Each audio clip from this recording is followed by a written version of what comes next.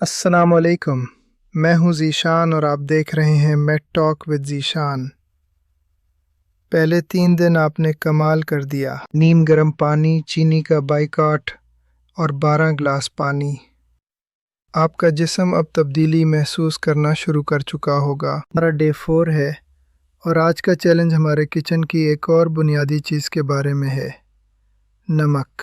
ہم سب جانتے ہیں کہ زیادہ نمک بلڈ پریشر بڑھاتا ہے، لیکن کیا آپ جانتے ہیں کہ سفید ریفائنڈ نمک اصل میں ایک کیمیکل سے گزرا ہوا پروڈکٹ ہے؟ آج کا آپ کا ٹاسک ہے سفید نمک کا استعمال کم سے کم کریں اور اس کی جگہ ہمالین پنک سالٹ کا استعمال شروع کریں۔ عام سفید نمک کو فیکٹریوں میں بہت زیادہ پروسیس کیا جاتا ہے، جس سے اس کے قدرتی منرلز ختم ہو جاتے ہیں اور اسے سفید رکھنے کے لیے اس میں اینٹی کیکنگ ایجنٹس ڈالے جاتے ہیں۔ دوسری طرف ہمالین پنک سالٹ یا کالا نمک قدرتی حالت میں ہوتا ہے۔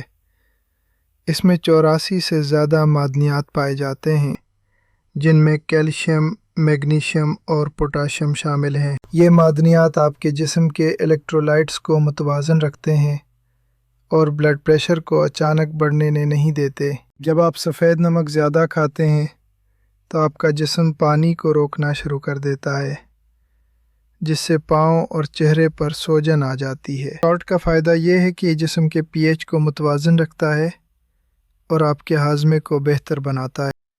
اگر آپ کو سینے میں جلن یا تیزابیت رہتی ہے تو یہ آپ کو سکون دے گا۔ اوپر سے نمک چھڑکنے کی عادت کو آج بالکل ختم کر دیں۔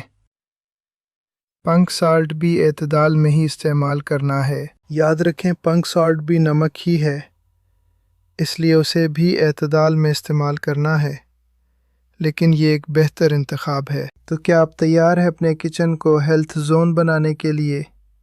ابھی کامنٹس میں جائیے اور لکھیے day 4 switching to pink salt.